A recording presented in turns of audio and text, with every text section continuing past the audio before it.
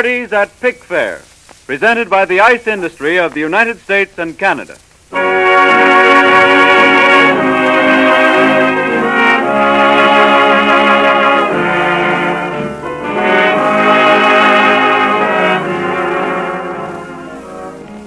Directly from one of the best-known homes in the land, the ice industry of America brings these broadcasts to you. At Pickfair, nestled high in the hills over Hollywood, America's most charming hostess, Mary Pickford, has gathered around her a brilliant circle of her friends. Ginger Rogers, Charles Butterworth, Rouben Mamoulian, Cesar Romero, Paul Taylor and his chorus, and scores of others whose names make the film colony the most colorful spot in the world. Up the hill to Pickfair in a solid line of automobiles come the dinner guests of the First Lady of Screenland. Mary Pickford descends the stairs, the signal to her orchestra conductor, Al Lyons, that the party at Pickfair has begun.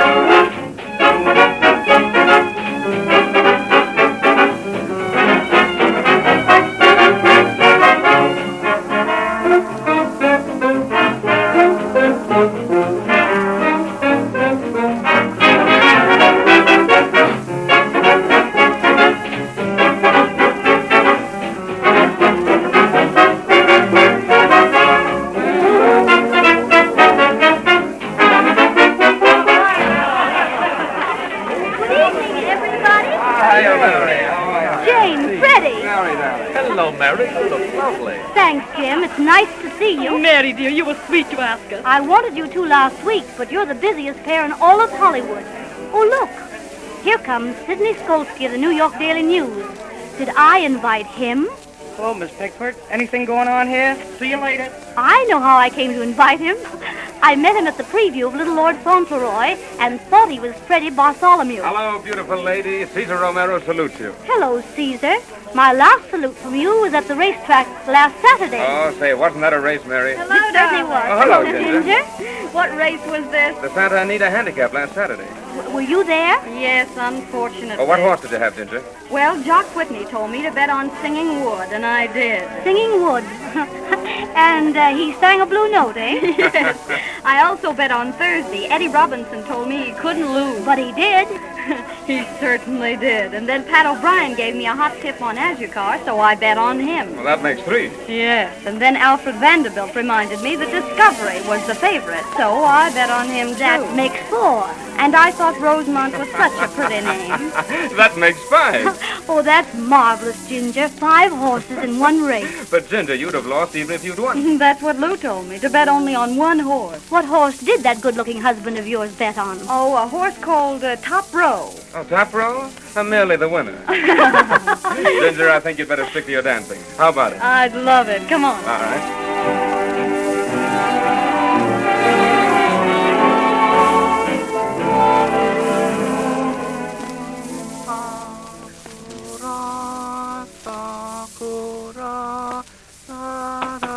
Oh, so somebody knocking door? Oh, so. Well, good evening, please, in very cordial and a charming manner. What your name, please? Charles Butterworth. What you say, please? Charles Butterworth. I am not catching. It's Charles Butterworth. Or did I say that? Oh, yes, and my name are Watanabe. Oh, well, that could happen to anybody. Oh, thank you much obliged. You see, I was invited here tonight. No, you not can entering in here, please.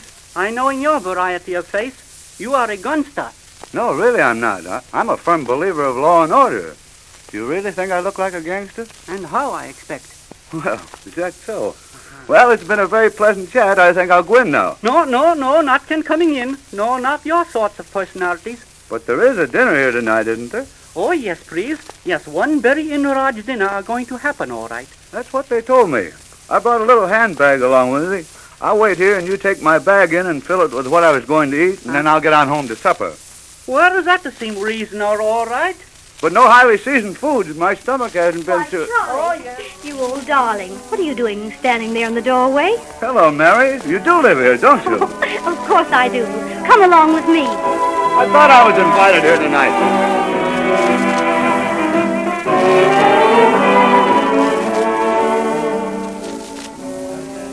Did you have a good time in New York, Ginger? Oh, marvelous. I went every place and I did everything. How many of the boys in the East dance like Fred Astaire? You got me, stranger. There's only one of him. Well, personally, I could enjoy hearing you sing.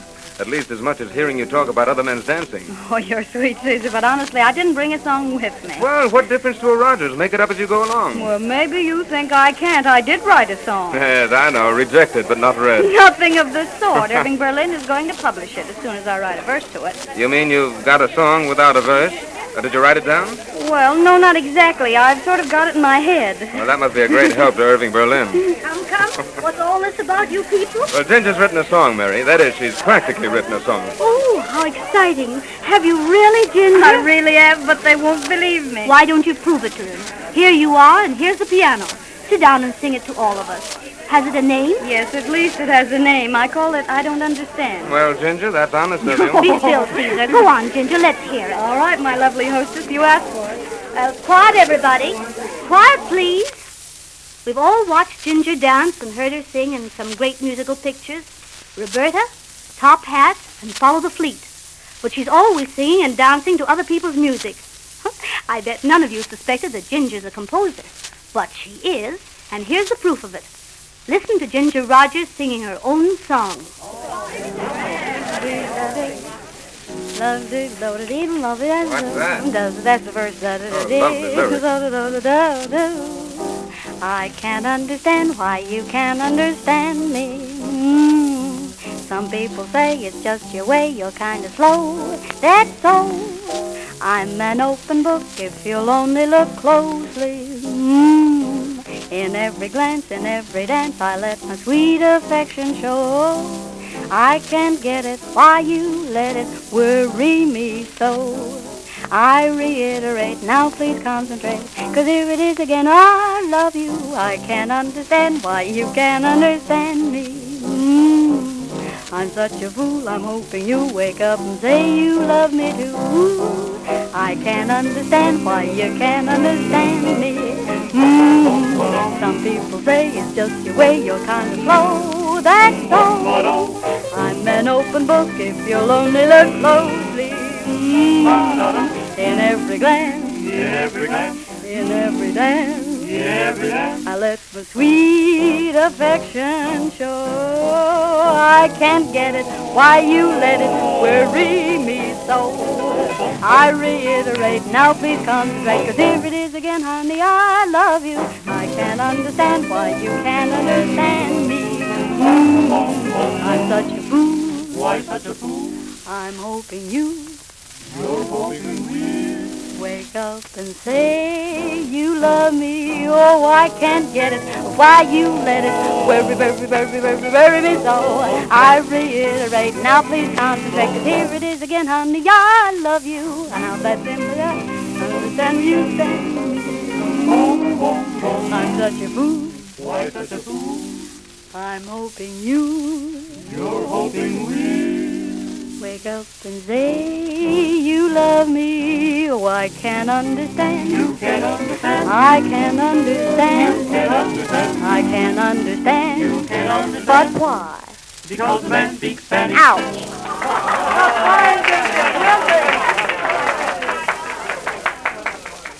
Oh, Miss Rogers. Yes. My name is Charles Butterworth. I've admired your work for a long time. Say, it's recently come to my attention that you've written a song. I should like to hear it sometime. Well, didn't you hear it? Very nice to have seen you.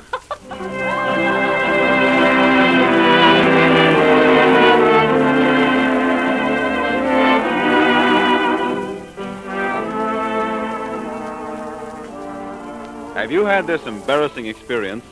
An all-important guest arrives for your party, and you discover, to your dismay, that you're out of ice cubes.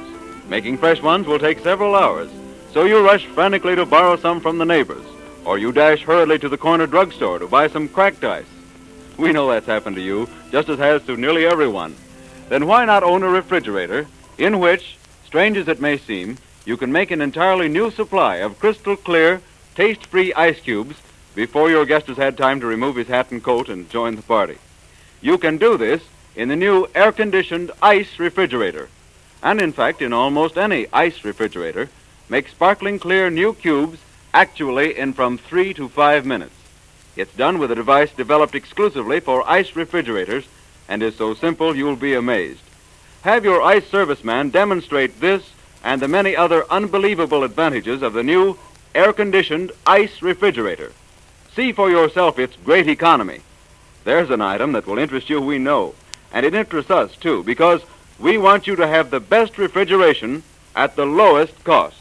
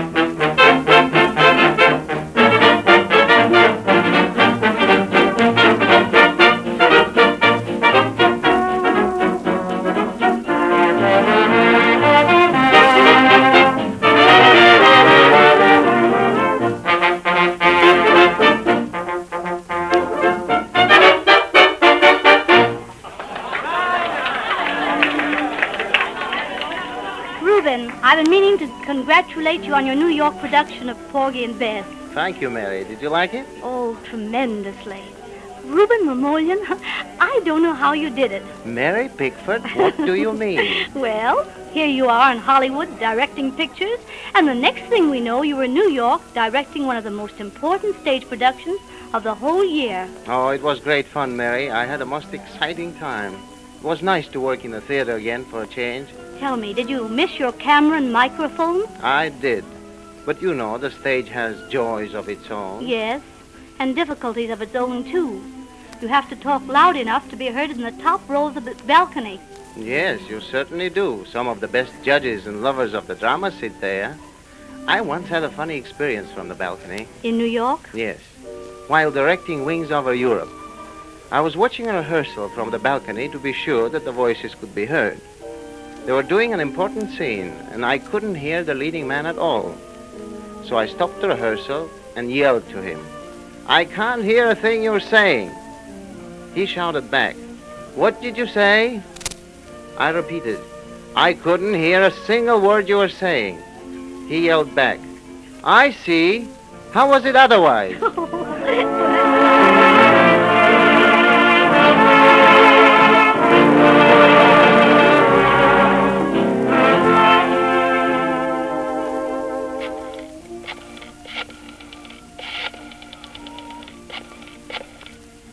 Hello, Daily News? This is Skolsky. Put my secretary on, fast. Listen, I'm phoning this from the column. Pickups from Pickfair. Cesar Romero is here dancing with Francine Larrymore, and he uses the same steps he does with Betty Furness at the Trocadero. Mae West returned from Chicago this afternoon and will make the flick a personal appearance for Emmanuel Cohn, despite objections from Paramount. There's a movie boner in the picture, Trail of the Lonesome Pine. The locale of the flicker is Virginia, and the train Sylvia Sidney is seen boarding is the Union Pacific, which must have gotten off its course to get there. Another boner is in Rosemarie, when the hotel owner enters Jeanette MacDonald's room wearing a plain nightgown, and in the next flash, when talking to Miss MacDonald, he is seen wearing a candy-striped nightgown. If you see any flicker floors, just address them. movie bonus, Pickfair, and I'll run them in the column. Carol Lombard has a form-fitting couch in her living room, which is more comfortable than her bed, they say. Shirley Temple has a detective, John Griffith, on the set to guard her while she is making Poor Little Rich Girl. Poor Little Rich Girl. The best definition of the cinema city is this: Hollywood, malice in Wonderland. That is all. Good night.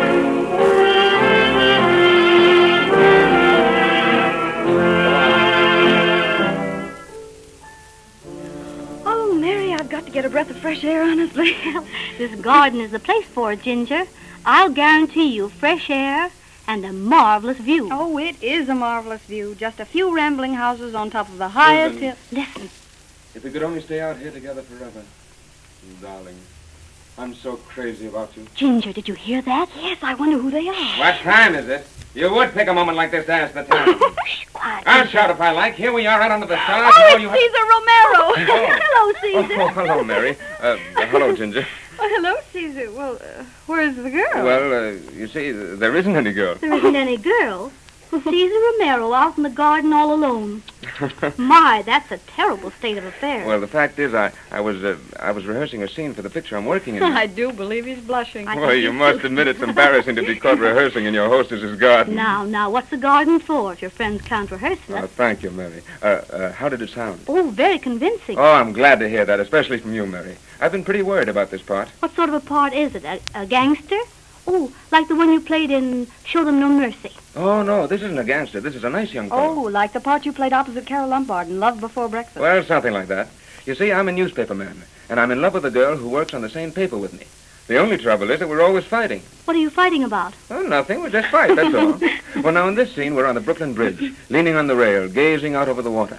I feel very romantic, and I say, Susan, if we could only stay out here under the stars forever. Darling, I'm so crazy about you. And she says, what time is it, dear? Now, that makes me mad, and I begin to shout at her. What time is it? You would pick a moment like this to ask the time. I won't tell you. Wait a minute, Caesar. You said that like a gangster. It was too menacing and threatening. And I know it. That's the trouble. Yes, you ought to shout, but like a very nice, well-bred young man who's as mad as hops because his girlfriend has ruined his big moment. Oh, yes, of course, I get it. Start at the beginning. Ginger, will you read the girl's part? Oh, sure. Here, take the script. Sure, I'll be glad to. But I warn you, I'll probably make a mess of it at first reading, you know. Oh, no, you never make a mess of anything, Ginger. That's very nice of you, Mary. Now, I'll direct you. Remember, Caesar, just a nice young man, but very, very angry. All right. Ready? All ready. Ready, Ginger? All right. All right, start your action. Camera. Susan, if we could only stay out here together forever, darling. Oh, I'm so crazy about you. What time is it, dear? What time is it? You would pick a moment like this to ask the time. I won't tell you. Well, I must say, you don't have to shout at me. I won't have you shouting at me. Who's shouting? All I'm saying is that I'm crazy about you. And what do? You ask me the time. Well, I'm hungry. I don't care if you're starving. Well, if that's the way you feel about it, I'll never ask you the time again. Never, never, never. You won't be able to because I won't be here. That suits me perfectly. Okay, I don't have to spend all my time being jawed at by a girl who can't control her temper. I can't control my temper. Well, what about yours? I suppose you're a model of sweetness and life. Oh, why do you want to pick fights with me all the time? Caesar, wait a minute.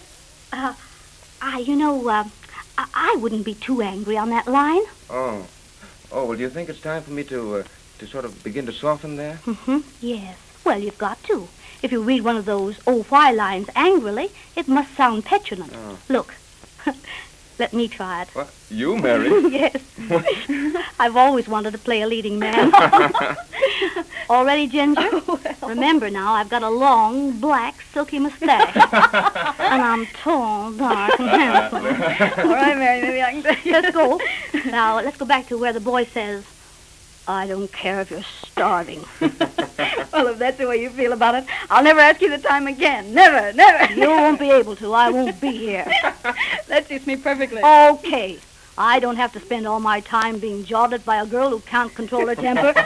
Oh, I can't control my temper. Well, what about yours? I suppose you're a model of sweetness and life. Oh, why do you want to pick fights with me all the time?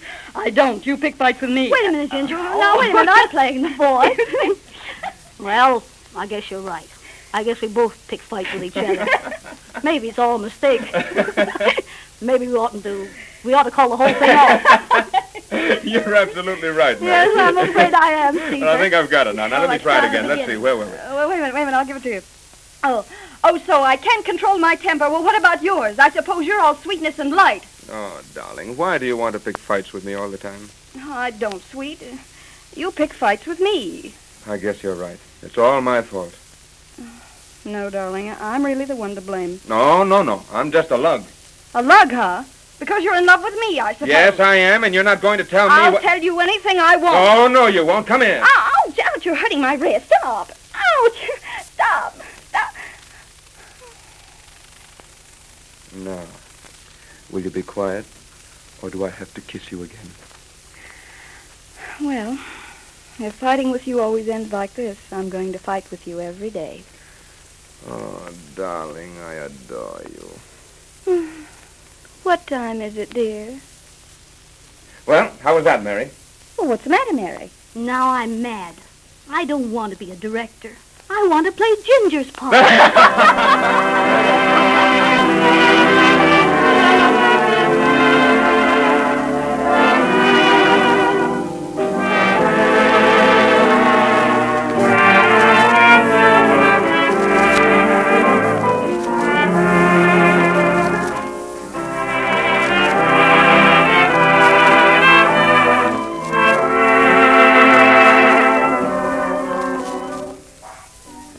Earlier in this program, we told you some of the advantages of air-conditioned ice refrigeration. Perhaps you're wondering just how you can investigate this new modern development. In thousands of communities throughout the country, ice companies are selling these new air-conditioned refrigerators as part of their regular service. They've adopted an emblem which is your protection and guarantee of satisfaction. On an ice refrigerator, this emblem is a mark of efficiency. The manufacturers have restricted its use to only those ice refrigerators which meet high standards of quality. Where you see it displayed on delivery equipment, it's a guarantee of dependable ice delivery. The ice serviceman who wears this insignia in the form of a button has pledged himself to friendly, economical, dependable ice service. Look for this insignia, the red and blue circular emblem which reads, Certified Member, Ice Industries. And remember, in thinking of refrigeration, cold alone is not enough. The new air-conditioned ice refrigerator provides, in addition to low temperature, sufficient moisture, and the circulation of clean, washed, odor-free air. All requisites of perfect refrigeration.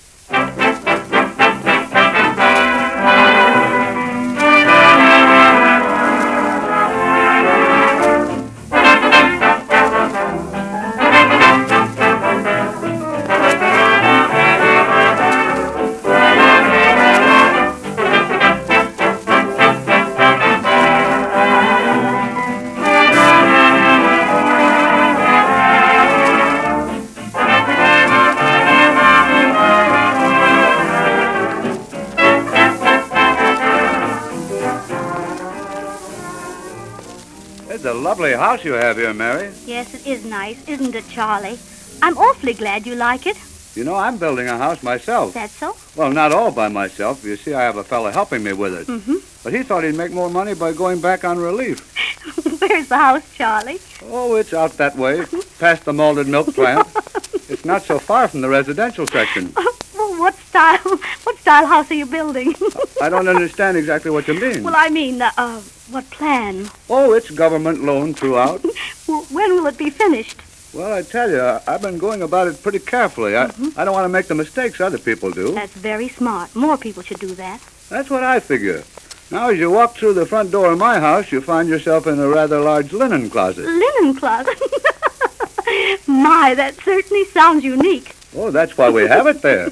Yes. Now then, suppose we go for a tour of the house. No, Charlie, I'm too busy now. Oh, that's fine. Now, opening another door of the linen closet, you see the linen closet has 4 doors. Oh, yeah. You walk down 2 steps into the living room. Mm-hmm. This room I originally planned as the guest bath, but the architect forgot to bring the fixtures. Oh, I see. However, it's a very cheery room. The plasters like to come in there and eat their lunch. What else is there on the ground floor? Well, there's my den. That's where I keep my collection of anvils. Anvils?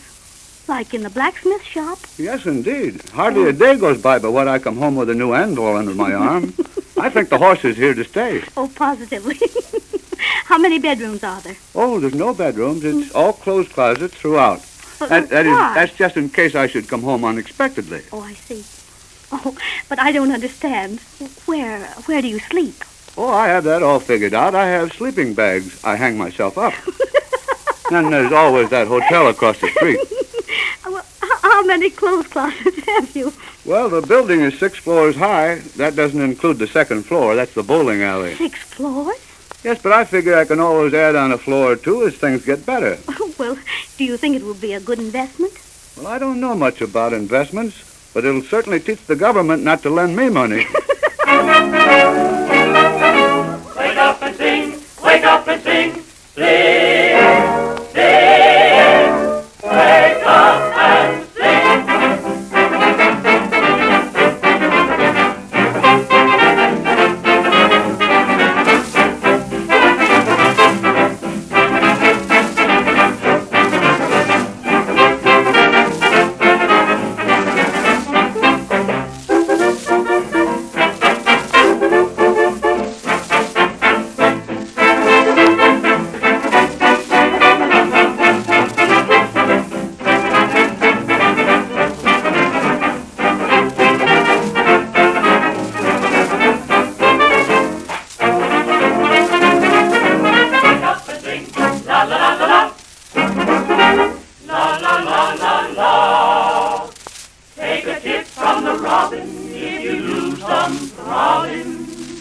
you'll be coming home at night. I'm singing in the rain, just singing in the rain. What a glorious day, I'm happy again. I'm laughing at clouds so dark out above. The sun's in my heart and I'm ready for love. Let the stormy clouds chase everyone from a place. Come on with the rain, I've a smile on my face. I walk down the lane with a happy refrain. I'm singing, just singing in the rain. Wake up and sing.